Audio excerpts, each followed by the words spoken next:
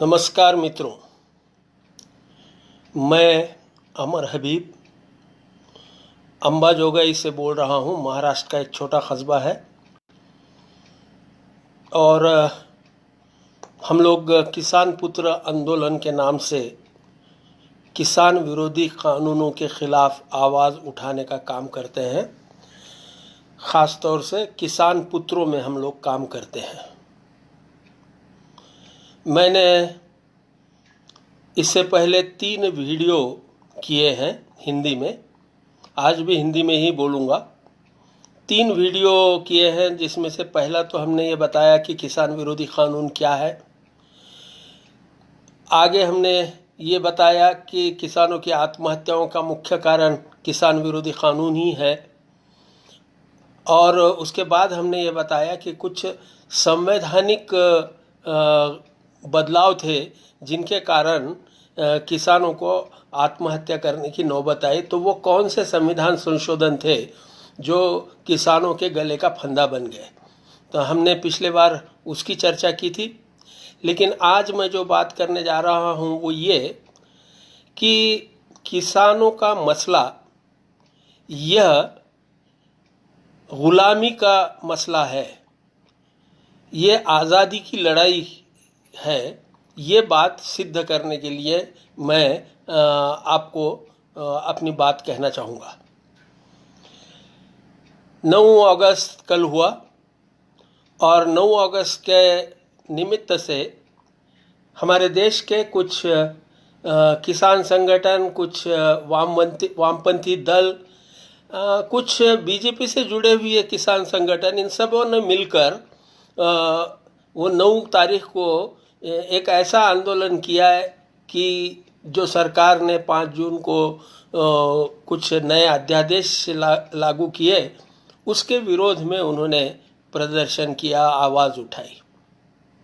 और कहते समय ये मेरा सूत्र समझ लीजिए कि हम लोग जो है वो असत्य का आधार लेते हैं या अधूरा सत्य कहते हैं। क्या हुआ, 9 अगस्त को गांधी जी ने क्या सिर्फ भारत छोड़ो कहा? अगर ऐसा होगा तो बड़ी गड़बड़ है। सिर्फ भारत छोड़ो नहीं कहा, उन्होंने उनके भाषण का मुख्य सूत्र ये था कि मुझे आज़ादी से कम कुछ नहीं चाहिए।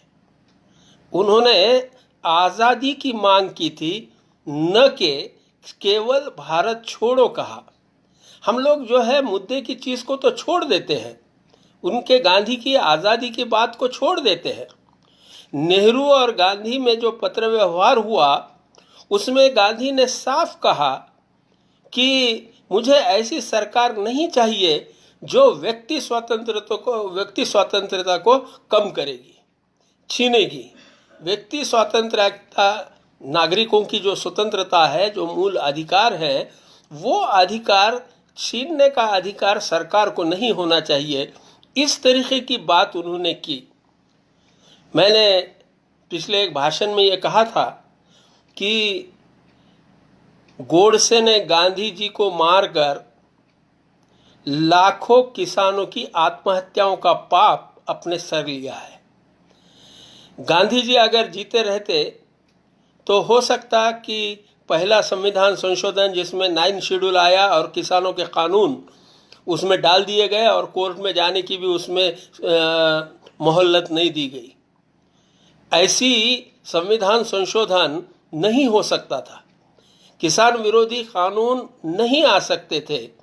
और अगर आ भी जाते, ये मेरा पूरा वाक्य समझ लीजिए, कि गांधी जी अगर रहते तो पहली बात तो मैं ये कहूँगा कि ऐसे कानून नहीं आ पाते थे। लेकिन अगर आ भी जाते थे तो गांधी जी उसी समय उन कानूनों का विरोध करते थे, क्योंकि उनकी बात जो थी वो व्यक्ति स्वतंत्रता की समर्थक बात थी। और गांधी जी अगर रहते और वो उनका विरोध करते तो आज तक ये कानून टिके नहीं रहते और लोग भी उनके साथ जुड़ जाते थे। इसलिए मैंने कई बार ये कहा है कि गोडसे के माथे पर किसानों की आत्महत्याओं का कलंक लगा हुआ है। एनीवे, वो विषय नहीं है मेरा इस समय। मेरा विषय जो है वो है कि इस स्वतंत्रता के बारे में हमको देखना चाहिए या नहीं देखना चाहिए। देखिए, वामपंथी विचारधारा के लोगों ने ट्रेड यूनियनें चलाई हैं, उनको उसका बहुत अच्छा अनुभव है, ये ठीक है। इसलिए ये ज़रूरी नहीं है कि किसानों की समस्या को भी ट्रेड यूनियन की तरह से ही हल करने का प्रयास किया जाए। वामपंथियों को ट्रेड यूनियन चलाने का अनुभव है, लेकिन किसान जो है वो तो सर्जक है, वो लेबर नहीं है, वो मालिक भी है। ये अंतर आप ठीक से समझ लीजिए। वो सर्जक है और वो ओनर है, मालिक है। ये दोनों भूमिका में वो है। तो उसकी लड़ाई जो है वो आप जिस तरीके से ट्रेड यूनियंस चलाते या कुछ जातिवादी लोग जो है कास्ट ऑर्गेनाइजेशन चलाते हैं, उस तरीके से किसानों के आंदोलन नहीं हो सकते। किसानों का आंदोलन का मुख्य सूत्र आज़ादी है, क्योंकि सर्जक को आज़ादी चाहिए। जो सर्जक है उसको सबसे पहले आज़ादी चाहिए। मैं बार बार कहा है इस बात को। हमारे कुछ मित्र कुछ उल्टे तरीके से सोचते हैं तो कि भाई, अगर एक बीज हमने बोया है और उसका एक अंकुर निकला है और आपने उसके ऊपर इतना बड़ा पत्थर रख दिया, तो क्या उसका संरक्षण होगा? संरक्षण नहीं होगा। गुलामों को दिया हुआ संरक्षण ये षड्यंत्र होता है सत्ताधारियों का। इसलिए किसान को चाहिए आज़ादी। हमारे मित्र हैं डॉक्टर आशीष लोहे, वो वरुण में प्रैक्टिस करते हैं, बड़े डॉक्टर हैं। उन्होंने बहुत अच्छे अंदाज में समझाया कि उन्होंने कहा कि एक पेशेंट आया, उसके पैरों के ऊपर जख्में थी, कई फोड़ आए हुए थे। तो डॉक्टर ने उनको देखा और उनको कहा कि ठीक है, मैं मलहम लगा के दवाई लगा देता हूँ और पट्टी बांध देता हूँ। उसने दवाई लगाई, पट्टी बांधी।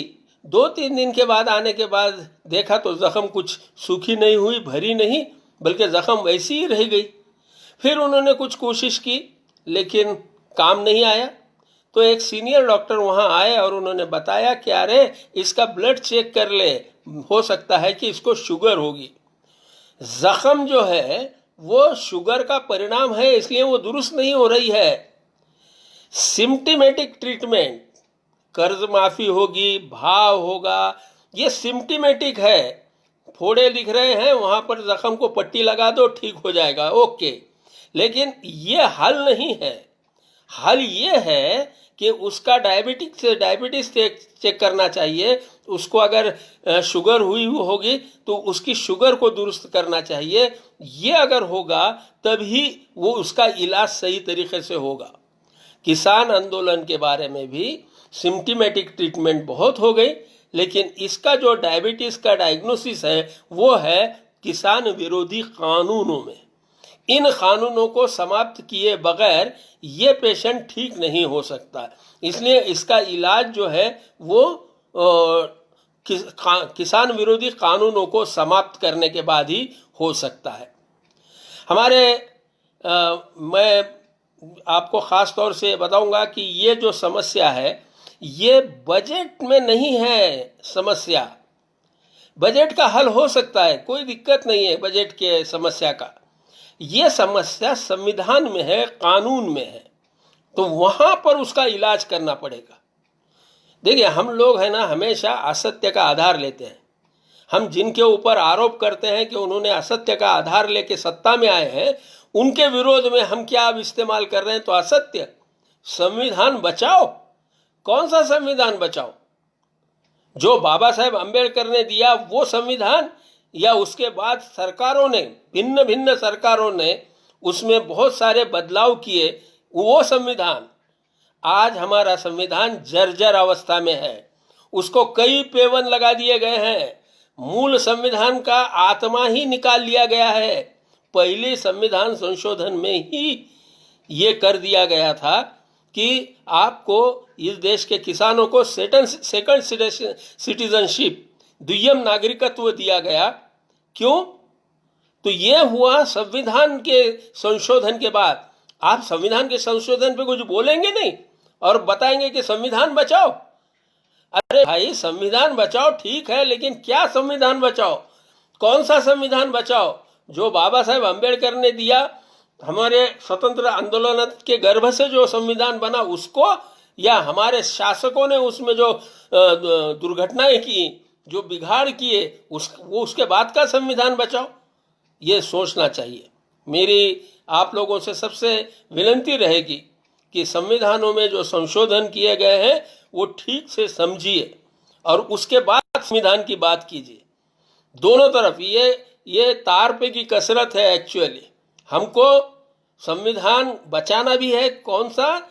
वो संविधान जो हमारे स्वतंत्र सैनिकों ने हमको दिया था, लेकिन हमको वो संविधान में की वो दुर्घटनाएं, जो बिगाड़ हैं, उनको भी दुरुस्त करना चाहिए। ये दोनों को समझ के बात आगे चलेगी। और ख़ास तौर से मुझे लगता है, ये मेरा ये आरोप है ख़ास तौर से, कि ये सारी संविधानों के जो सुधार हुए हैं, इसका सबसे ज़्यादा दुष्परिणाम किसानों को भोगना पड़ा। सबसे ज़्यादा दुष्परिणाम किसानों ने सहा है। और किसानों के प्रति हमारी भावना जो है वो दुर्भावना है। वो हमारी जो भावना है वो किसानों से दुख से जुड़ती नहीं है। वो मरता है तो मरता रहे।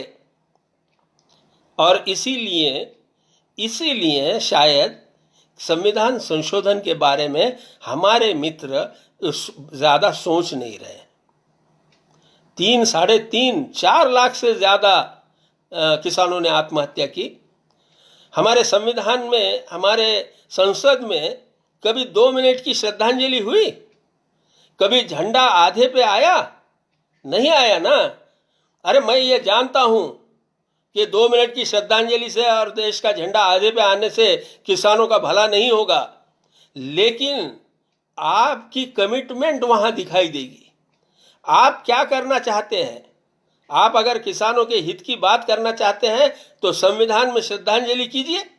लाखों किसान मरे हैं और मात्र आपकी गलती से मरे हैं। किसानों की जो आत्महत्याएं हैं, ये आत्महत्याएं नहीं है, एक्चुअली ये हत्याएं हैं। ये कत्ल किए गए हैं और ये छुपे हुए हाथ से मारे गए हैं। कानून का हाथ, कानून की जंजीरें, उसके कारण किसानों को आत्महत्या करनी पड़ी। लेकिन हमारी सरकारें भिन्न दलों की आई। आत्महत्या कोई 90 के बाद नहीं शुरू हुई, 90 से बहुत पहले से शुरू हुई है। रिकॉर्ड उसका 90 के बाद शुरू हुआ था, जो 2016-17 में मोदी सरकार ने बंद भी कर दिया। मुद्दा यह है कि किसानों की आत्महत्याओं से हमारी संवेदना जुड़ती है कि नहीं। अगर जुड़ती होगी तो हमको संविधान के उन संशोधनों का निषेध करना पड़ेगा जिसके कारण किसानों की दुर्गति हुई है। ये स्पष्ट हम लोगों को कर लेना चाहिए। मैं आपको और भी एक बात बताता हूँ। मैं आमतौर से अपने बारे में बहुत कम बोलता हूँ, लेकिन जो विषय मुझे आपको समझाना है उसमें मुझे मेरे बारे में भी कुछ बात आपके सामने कर देना पड़ेगी।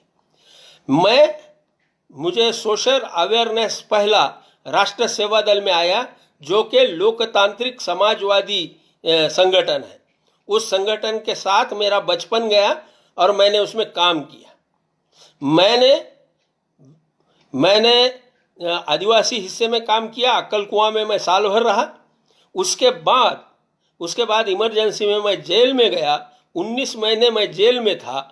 उसके बाद मैं मराठवाड़ा यूनिवर्सिटी को डॉक्टर बाबा साहेब आम्बेडकर का नाम दो, इसके लिए जो आंदोलन चला था, उसमें मैं वो शख्स हूँ जिसने पुलिस की इतनी काठियाँ खाई, इतनी लाठियाँ खाई, जब पीठ के ऊपर मेरे 52 निशान थे। और मैं आपको ये भी कह दूं कि मैं जयप्रकाश नारायण के आंदोलन में सहभागी रहा। मैं शरद जोशी जी के किसान आंदोलन में, शेतकरी संगठन के आंदोलन में मैं सक्रिय रहा। मैं ये इसलिए बता रहा हूं कि ये जो विकास है वो विकास नेचुरल विकास है। दुनिया भर के डेमोक्रेटिक सोशलिस्ट जो हैं, दुनिया भर के समाजवादी जिनको हमारे पास कहा जाता है, एक्चुअली वो लोकतांत्रिक समाजवादी हैं, डेमोक्रेटिक सोशलिस्ट। तो ये जो डेमोक्रेटिक सोशलिस्ट हैं दुनिया भर के, वे तो लिबरल हैं, वो उदार हैं, वो मुक्ति का सरकार के निर्बंधों के विरोध में है।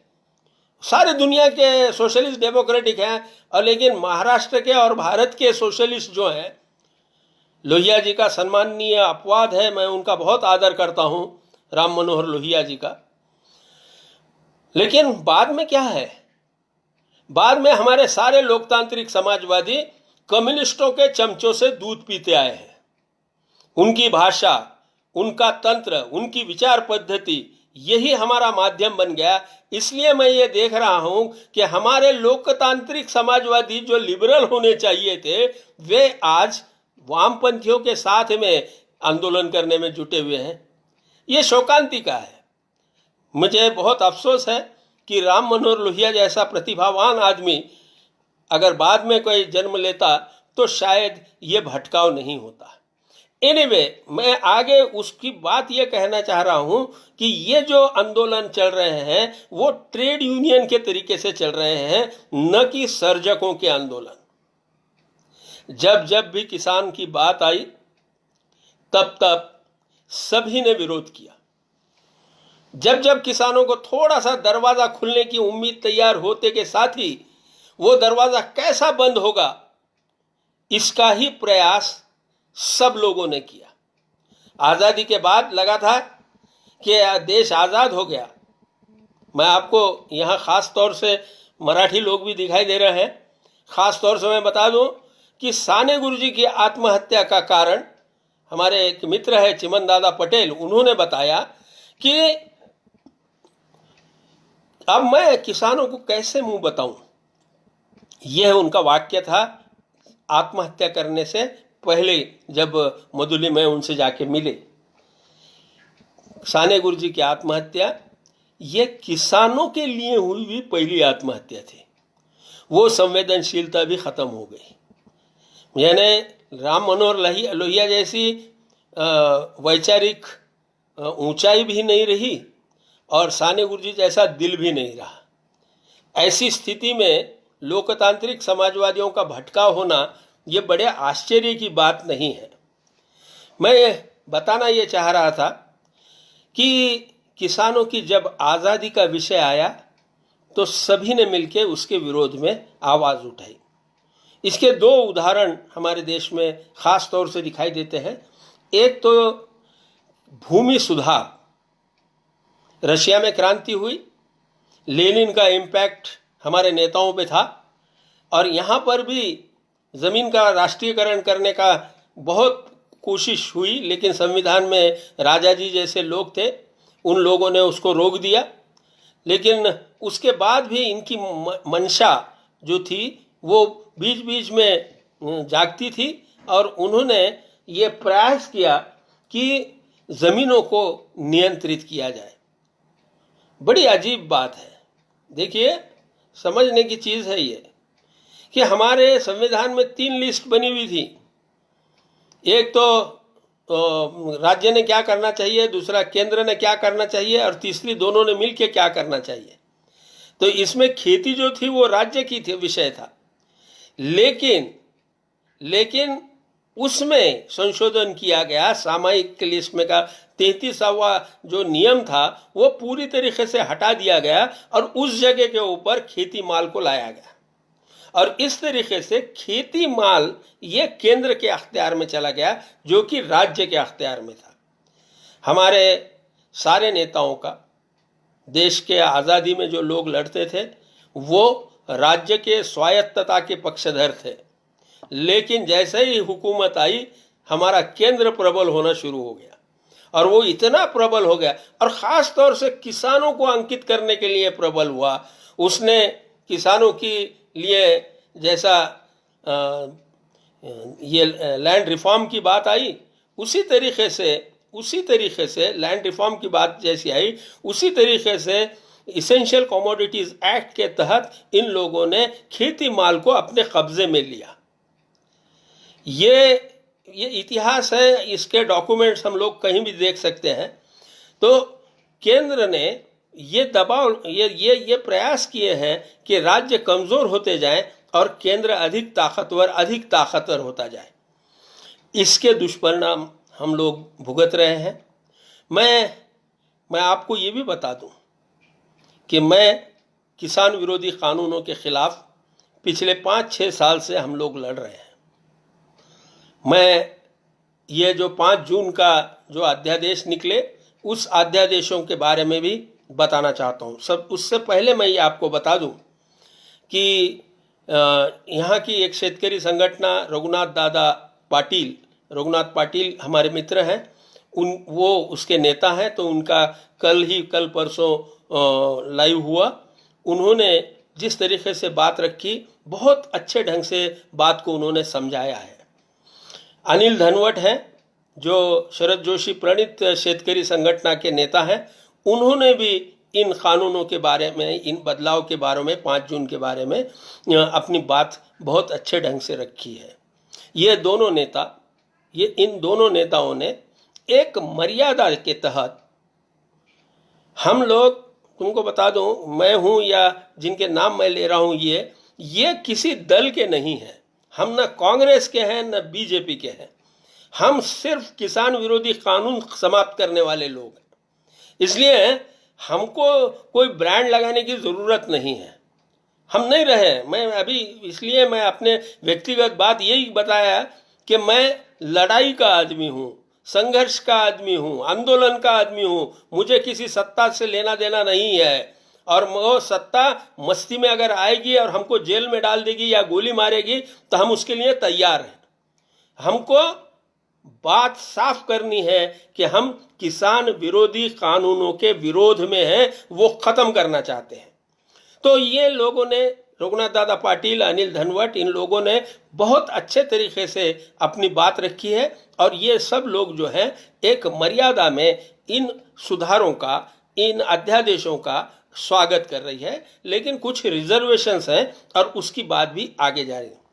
मैं बता रहा था कि जब जब भी दरवाज़ा खुलने की कोशिश होती है किसानों की आज़ादी की, तो तभी सभी लोग एक जगह हो जाते हैं। मतलब मैं जब बता रहा था कि आज़ादी जब आई तब बहुत बड़ी आशाएं किसानों के मन में जागी थी। उस समय क्या हुआ? उस समय यह हुआ कि तेलंगाना में आंदोलन शुरू हो गया कम्युनिस्टों का, और उन्होंने ज़मींदारों को, वो हिंसक आंदोलन था, वो एक तरीके से चला। मैं किसी आंदोलन का विरोध वगैरह नहीं कर रहा हूँ, मैं आपको बता रहा हूँ बात। उसी समय विनोबा भावे का भूदान आंदोलन शुरू हो गया। उसी समय लेफ्ट लोगों ने जो है भूमि भड़काऊ का आंदोलन किया। इस तरीके के आंदोलन शुरू है। उसी समय नेहरू दिल्ली में थे हुकूमत में, उनको तो कानून लाना ही था। देखिए, जो लोग किसानों की पराधीनता का समर्थन करेंगे, जो लोग किसान विरोधी कानून खत्म होते समय उसका विरोध करेंगे, वे लोग, वो किसानों के हित चिंतक नहीं, सरकार के हित चिंतक है। ये समझ लीजिए। कोई सी भी सरकार हो, किसी भी दल की सरकार हो, वो क्या चाहती है? किसान गुलाम बना रहे, और इसलिए वो गुलामी के समर्थक है। आप जब आंदोलन करके ये अध्यादेश गलत साबित करते हैं और कहते हैं कि फिर से वो कानून लाओ, इसका मतलब ये है कि आप सरकार की मदद कर रहे हैं। सरकार तो यही चाहती है ना।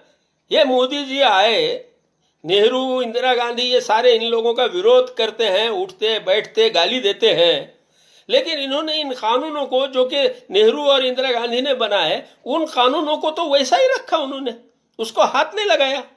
क्या मतलब है इसका? इसका मतलब सिर्फ ये है कि सत्ता की दुकान एक ही है, बोर्ड अलग है। दुकान के मालिक एक ही है, लेकिन एक ये नाम से, बीजेपी के नाम से दुकान चलाता है, दूसरा कांग्रेस के नाम से दुकान चलाता है। इतना ही फर्क है। किसान विरोधी कानून जो है वो कांग्रेस ने बनाए थे। मोदी जी की सरकार आने के बाद 6 साल हो गए, आपने कभी भी उसके तरफ देखा नहीं मुड़ के। क्यों नहीं देखा? क्या आपको मालूम नहीं था कि इसेंशियल कमोडिटीज एक्ट, आज भाषण में बोल रहे हैं अभी कोरोना के बाद कि ये गुलामी क्या कानून है? आपको उस समय नहीं दिखाई दिया? किसानों की गुलामी का कानून है, ये आपको सत्ता में आते समय नहीं पता था? और अगर नहीं पता था तो आप क्या कर रहे हैं देश में? देश को खड़ा करने के लिए आए हैं क्या तबाह करने के लिए आए हैं? आपको तो मालूम होना ही चाहिए कि इस देश में किसान विरोधी कानून है और किसानों को दबाया जाता। मैं ये मानता हूं कि आप इतने अनपढ़ नहीं हैं, आपको मालूम था, लेकिन आपने वो कानून वैसे ही रखे। अब जब कोरोना आया तो सारा उत्पादन बंद हो गया और तिजोरी में खड़खड़ाहट होना शुरू हो गया। दुनिया भर से पैसा मांगने के लिए हम लोग घूम रहे हैं। तो वो पैसा आपको तभी मिलेगा जब आप एग्रीकल्चर में लिबरलाइजेशन लाएंगे। देखिए, ये शब्द बहुत महत्वपूर्ण है। लिबरलाइजेशन को मराठी में उदारीकरण कहते हैं, वो शायद गलत शब्द है, मैं उसको मुक्तिकरण कहता हूँ। आपके ऊपर जो बंधन है उन बंधनों को हटाना यानी लिबरलाइजेशन, लिबर्टी आपकी मुक्त करना। ये मुक्ति कर अगर आप एग्रीकल्चर में करते होंगे तभी आपको पैसा मिलने वाला है दुनिया से। इसलिए आपको मजबूर होकर कुछ दिखावे के काम करने जरूरी थे, किए।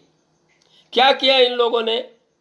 पहला काम किया, एक नेशन एक मार्केट, इस हेडिंग से उसको जाना जाता है। उन्होंने कहा कि भाई आपको जो मार्केट कमेटी के तहत मार्केट कमेटी के इलाके में ही अपना माल बेचने की जो कंपल्शन था वो कंपल्शन को हम समाप्त कर रहे हैं। आप बाहर किसी से भी व्यवहार कर सकते हैं और कोई भी बाहर आपसे व्यवहार कर सकता है, लेकिन वो रजिस्टर्ड होना चाहिए या उसकी आइडेंटिटी कंफर्म होनी चाहिए वगैरह। वो बातें उन्होंने सुरक्षा के हिसाब से उस अध्यादेश में रखी हैं।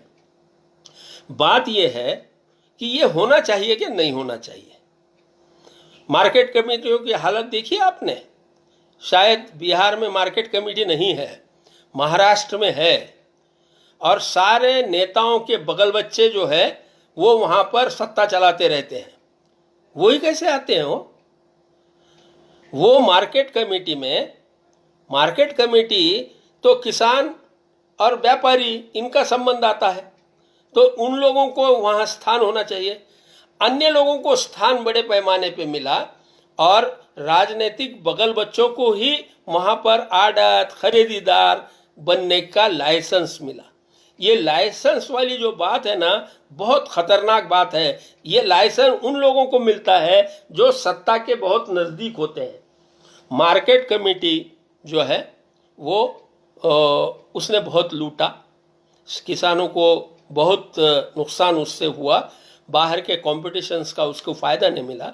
मैं खुद 1994 में हम लोगों ने एग्रो सेल किया था लातूर में। उस समय हमने अध्ययन किया कि वहाँ के मार्केट में कितना माल आता है। लगभग 70,000 करोड़ रुपए का माल आता है। तो मैंने पूछा कि भाई कितने लोग वहाँ पर आड़ती खरीदार हैं? तो वो लोग थे 37-38 कुछ लोग। हजारों करोड़ का व्यवहार और इतने कम लोगों में चलेगा। और यहाँ पर आप देखते हैं कि कोलगेट जब निकलता है तो उसके एजेंट, सब एजेंट, होलसेलर्स, सब होलसेलर, रिटेलर्स, ऐसे चेन बनी रहती है। और हमारे माल के बारे में तो बस इतना ही है कि 30-35 लोग आके मुट्ठी भर लोग करते हैं। यही हालत हमारी लासल गांव में है। लासल गांव प्याज का बहुत बड़ा मार्केट है। वहाँ पर खरीदार कितने हैं? मुझे बताया गया कि 60-70 लोग हैं, और बेचने वाले कितने हैं? हजारों लोग हैं। तो ये जो 5-50 लोग हैं वो वहाँ स्पर्धा नहीं होती। अब जब ये कानून खत्म हो जाएगा तो वो 5-50 लोगों के हाथ में सारा खेती माल नहीं रहेगा, बल्कि हजारों लोग उसमें कंपटीशन में आएंगे। हाँ, हजारों लोग आएंगे। ये फर्क, सबसे बड़ा फर्क है कि हमको जो आप अपने 50-60 लोगों के हाथ जबड़े में फेंक दिया करते थे वो अब बंद हो जाएगा। अब हमारे लिए कोई भी कंपटीशन में आ सकता है। खरीदेदारों की कंपटीशन जितनी बढ़ेगी उतना किसानों को फायदा होगा, बेचने वालों को। ये तो मार्केट लॉज हैं, ये कोई किसानों की बात नहीं है, मार्केट का लॉ है ये कि भाई खरीदारों में स्पर्धा होगी तो बेचने वाले का उसमें फायदा होता है। ये एक बात। ये जो मार्केट कमेटी का एक्ट आया है, ये एक्ट महाराष्ट्र की सरकार ने, मैं उनका भी अभिनंदन करना चाहूँगा कि महाराष्ट्र की सरकार का मान्यता होना उसको ज़रूरी थी, वो मान्यता हमारी सरकार ने, महाराष्ट्र की सरकार ने दे दी है। मैं उनका अभिनंदन करता हूँ। वो मतलब ये आंदोलक और इन लोगों ने सोचने की बात है, जो आंदोलक हैं वो उनसे बहुत करीबी रिश्ता है हमारी सरकार से, तो वो सरकार को पूछना चाहिए उन्होंने कि भाई ये ऐसा कैसा किया। लेकिन महाराष्ट्र की सरकार ने वो एक मार्केट वाली बात जो है कबूल कर ली है। एक गलतफहमी और है, और वो गलतफहमी है, क्या मार्केट कमेटियाँ ख़त्म हो जाएंगी? नहीं, मार्केट कमेटी ख़त्म नहीं होगी, मार्केट कमेटियाँ भी रहेंगी। उनको कंपटीशन में हिस्सा लेना पड़ेगा, उनको स्पर्धा में हिस्सा लेना पड़ेगा। वो अब इधर जो है ना वज़न बढ़ गया है किसान का, और ख़रीदार को फिरना है, अपना माल तलाश करना है। अभी तक क्या था कि वो बैठा रहता था और किसान अपना माल बेचने के लिए दर बदर भटकता था। ये बिल्कुल उल्टा हो जाएगा। तो ये एक गलतफहमी है कि मार्केट कमेटी ख़त्म हो जाएगी। परसों मेरे एक मित्र ने मुझे पूछा कि भाई रेलवे के निजीकरण के बारे में आपकी क्या राय है? तो मैंने कहा कि भाई पोस्ट ऑफिस के साथ कुरियर चल रही है, हमारे पास स्टेट ट्रांसपोर्ट है, बस चलती है, उसके साथ ट्रैवल्स चल रहे हैं, बैंकों में भी सरकारी बैंक है, प्राइवेट बैंक है, उसी तरीके से ये भी एक हो जाएगा। तो मेरी क्या आपत्ति है? कंपटीशन ज़्यादा होनी चाहिए, कंपटीशन होगी तो ही चलेगा। देखिए, आप जो लोग आज इसका विरोध कर रहे हैं, इसका माने ये है कि वो ये चाहते हैं कि जो लूट किसानों की होती आई है वो अखंड चलती रहे। जो मार्केट कमेटियों के लोग हैं राजनीति से जुड़े हुए, उन लोगों के लाभ होते रहे, उनके जो बगल बच्चे आड़ती व्यापारी हैं उनकी चांदी होती रहे, वो ये चाहते हैं। मैं जैसा बता रहा हूं कि किसान का वजन बढ़ जाएगा। अब तक किसान को दर बदर भटकना पड़ता था, अब व्यापारियों को भटकना पड़ेगा। ये अंतर जो है ये बहुत महत्वपूर्ण अंतर है। दूसरी बात मैं कहना चाहूँगा कि कॉन्ट्रैक्ट फार्मिंग के बारे में भी कि ये देखिए, असत्य का इस्तेमाल करके ये जो सरकार आई उसने बहुत अप्रचार किया। ये इतना बड़ा घोटाला हो गया, उतना बड़ा घोटाला हो गया वगैरह सारी चीज़ें जो थी, वो सारा अपप्रचार मनमोहन सिंह के खिलाफ या कांग्रेस के खिलाफ किया और एक माहौल बनाया। आप भी वही रास्ता इस्तेमाल करेंगे? मैं तो भाई गांधी को मानने वाला आदमी हूँ। अगर आप वो रास्ता इस्तेमाल कर रहे हैं असत्य का, तो वो लोग तो मुक्त हैं जो गांधी को नहीं मानते। मेरा सवाल उन लोगों से है जो गांधी को मानते हैं। उन्होंने तो असत्य का आधार नहीं लेना चाहिए। सत्य ये है। क्या सत्य है कॉन्ट्रैक्ट फार्मिंग में? कॉन्ट्रैक्ट फार्मिंग का मतलब ये कि व्यापार में उतरो, कल्टीवेशन में उतरो। अच्छा, 5 साल का करार करना है, 5 साल से ज़्यादा का करना है तो फिर से कंसेंट लेनी है। इतना ही नहीं तो उसके जो डिस्प्यूट आएंगे वो डिस्प्यूट हल करने का तरीका है। उसमें अगर आपने कोई स्ट्रक्चर बना दिया होगा वहाँ पर 5 साल में, तो वो जाते समय अगर वो किसान ये कहेगा कि मुझे ये स्ट्रक्चर नहीं चाहिए तो उसको साफ करके देना है। उसे सारे कंडीशंस दिए हैं। आप वो कानून नहीं पढ़िएगा और भाषणों में ऊपर अपनी राय बनाएंगे।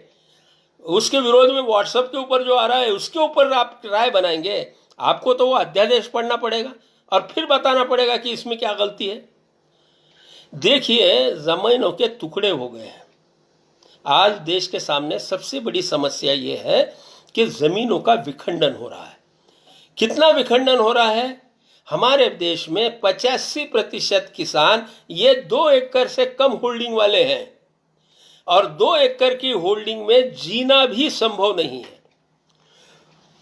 हमारे पास बहुत सारे लोग जो है आज भी ज़मीनें भाड़े से करते हैं, किराए से करते हैं, वो कॉन्ट्रैक्ट के ऊपर करते हैं।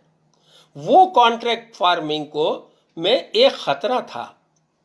वो तो मनमोहन सिंह के ज़माने में ही हक़ कमेटी ने वो मसला हल किया। वो हक़ कमेटी, एक हक़ थे IAS ऑफिसर, उनकी अध्यक्षता में उन्होंने किया। प्रॉब्लम ये था कि ज़मीन अगर हम लोग किसी को किराए से दे रहे हैं तो उसमें ये रहता था कि वो विशिष्ट मर्यादा के बाद उसका वो मालिक बन जाता था। उसके ऊपर कूड़, यानी क्या कहेंगे उसको हिंदी में, टेनन एक्ट था, वो उसके तहत जो है वो उसके ऊपर मालिकी बोल सकता था। इसलिए लोग हिम्मत नहीं करते थे कि ज़मीन किसी को भाड़े में दिया जाए। तो ये एक्ट जो है हक़ कमेटी के रिपोर्ट के बाद उसमें से टेनेंट एक्ट को हटा दिया गया। अब कोई भी मालिक नहीं हो सकता, कितने भी साल वो किराएदार रहे तो भी उसको उस ज़मीन की मालिकी नहीं मिलती। ये साफ है। आप कहाँ से बोल रहे हैं कि लोग आएंगे और कॉन्ट्रैक्ट करके ज़मीनें खरीद लेंगे? ये लोग जो है ना, इनके पांव ज़मीन पे नहीं है। आप फोर्ब्स नाम का एक मासिक आता है, फोर्ब्स हर साल दुनिया भर के 100 अमीरों के नाम डिक्लेयर करता है।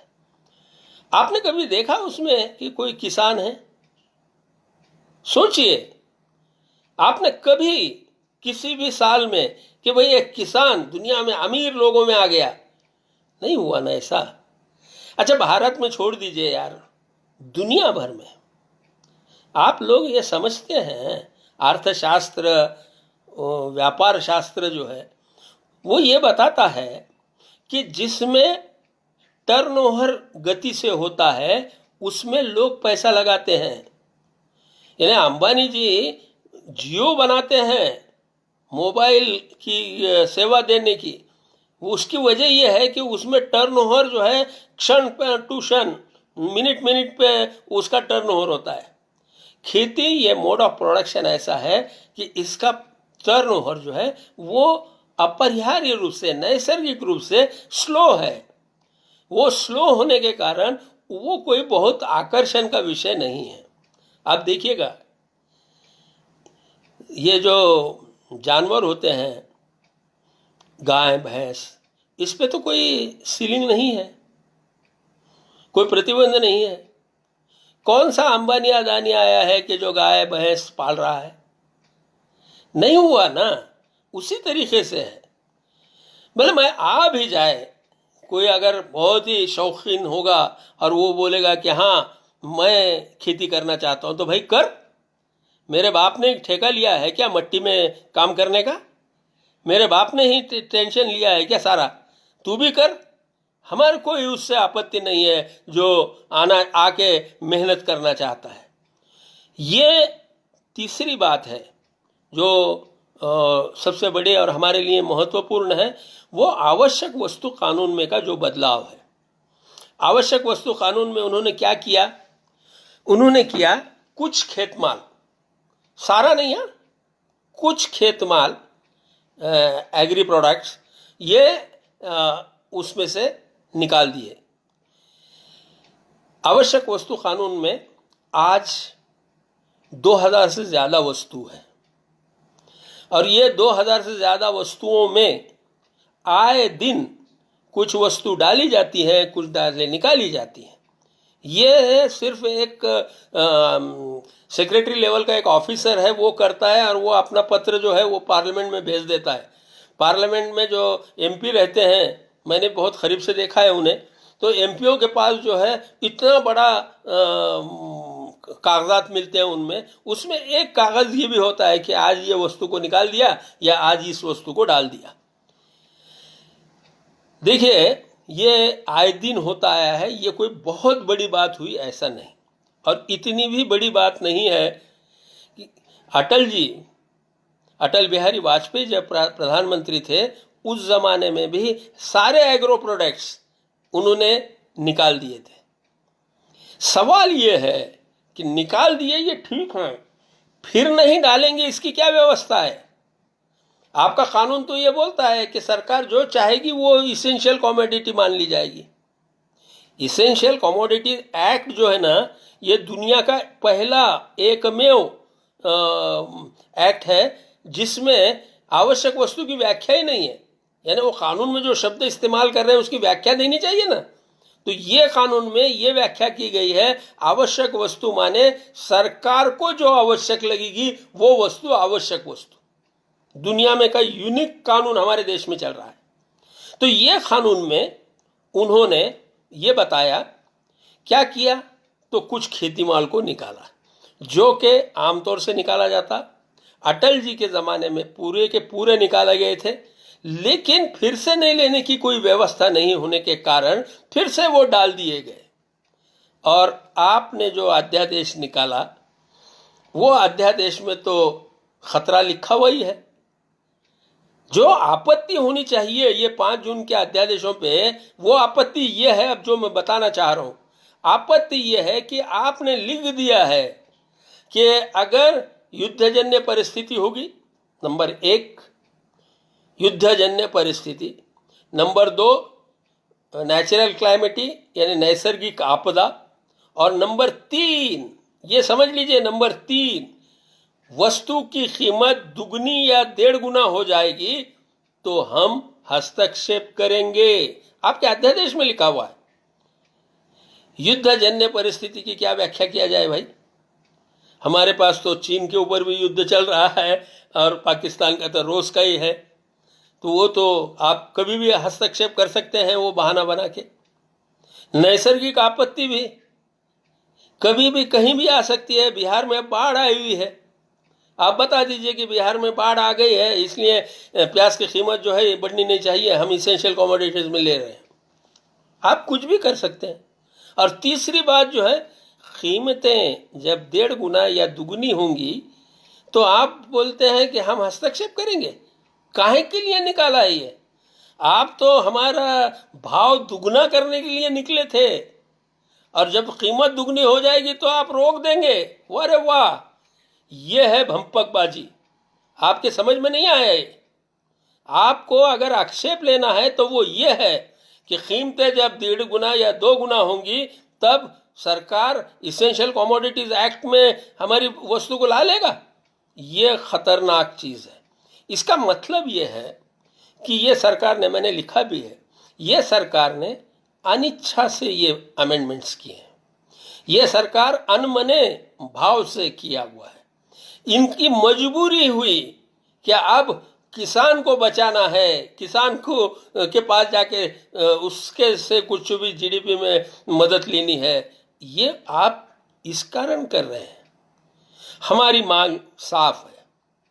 हमारी मांग ये है कि आवश्यक वस्तु कानून पूरी तरीके से जड़ से, ये जहरीला झाड़ है, इसके पत्ते तोड़ने से फर्क नहीं पड़ेगा, इसको जड़ से उखाड़ के फेंक देना पड़ेगा। उसी तरीके से सीलिंग एक्ट को भी खत्म करना पड़ेगा, लैंड सीलिंग एक्ट। आप देखिए कि इंडस्ट्री में तो कंपनियां होती हैं, पार्टनरशिप होती है, खेती में क्यों नहीं? खेती में सामूहिक खेती, वहां पार्टनरशिप, वहां कंपनी नहीं होनी चाहिए। मैंने ये विनती की महाराष्ट्र के सरकार को कि आप कम से कम फार्मर्स प्रोड्यूसर्स कंपनियां जो है वो कंपनियों को सीलिंग में से एग्जम्प्ट कीजिए, उनको निकालिए, उनके ऊपर ये कानून नहीं चलेगा। और हालांकि उस कानून में, महाराष्ट्र का जो सीलिंग एक्ट है, शायद दूसरे राज्यों में भी हो, वो कानून में एग्जम्पशन प्रोविजन दिया हुआ है। महाराष्ट्र में 47 नंबर के ऊपर वो एग्जम्पशन का नियम है। उसमें जैसे कृषि विद्यापीठ है, फौज की ज़मीनें हैं, या और बहुत सारी चीज़ें, उन्हें 5-7 चीज़ें हैं। तो उसमें आप फार्मर्स प्रोड्यूसर्स कंपनियां जो कि किसानों की कंपनियां हैं, उनको आप एग्जम्प्ट कीजिए। देखिए ये चित्र बदल जाएगा। हम दुनिया की स्पर्धा में खड़े होंगे। ये कानून ख़त्म करने की जो बात है ना, वो किसानों की फ़ायदे की परिभाषा में नहीं समझ में आएगी। ये आज़ादी की बात है।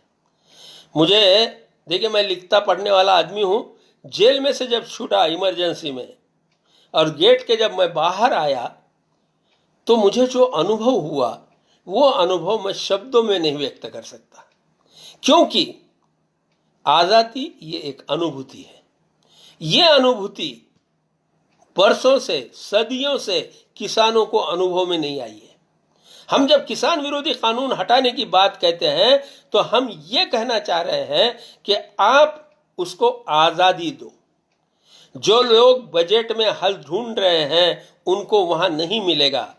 कर्ज माफी होगी, भाव भी दिया जाएगा, लेकिन किसान की गुलामी दूर नहीं होगी। इस देश को अगर खड़ा करने का है, इस देश को बलवान बनाना होगा, तो उसके लिए हमको शुरुआत कहाँ से करनी पड़ेगी? तो किसान विरोधी कानूनों को समाप्त करने की। मैंने जहाँ से शुरू किया था उस समय मैं ये बताया था कि आप अंधकार मत फैलाओ। मित्रों, ये अंधकार फैलाने वाले जो आंदोलक हैं, वो आंदोलक न गांधी को मानने वाले हैं न किसी को, वो सिर्फ अंधेरा फैलाते हैं। मुझे एक ही आशा लगती है किसान पुत्रों की, किसानों के लड़कों की, पढ़े लिखे लड़कों की, खास तौर से उनकी तरफ से मुझे आशा है कि भाई ठीक है, आज थोड़ा सा दिया जला है, हमको तो सूरज लाना है। और आज ये लोग आंदोलक जो दिया दिखाई दे रहा है उसको भी बुझाने के लिए निकले हैं। ये हवाओं को रोकना पड़ेगा। ये हवाएं आज़ादी के बाद भी आई। 90 में जब डंकेल ड्राफ्ट आया था उस समय भी ये आंधी चली थी, लेकिन दिया बुझा नहीं था। लेकिन मित्रों, अब सिर्फ दिए से काम नहीं चलेगा, आज़ादी का सूरज लाना है, और वो सूरज है किसान विरोधी कानूनों की समाप्ति। वो दिन हमको देखना है, उस दिन का सूरज हमें देखना है। मैं आप लोगों को प्रार्थना करूंगा कि आप लोग इसमें शामिल हों और यह बात दूर तक पहुंचाए। हालांकि मेरी हिंदी बहुत अच्छी नहीं है, तब भी मैं प्रयास कर रहा हूं, क्योंकि ये बात मुझे हिंदी भाषिक लोगों में पहुंचानी है। धन्यवाद।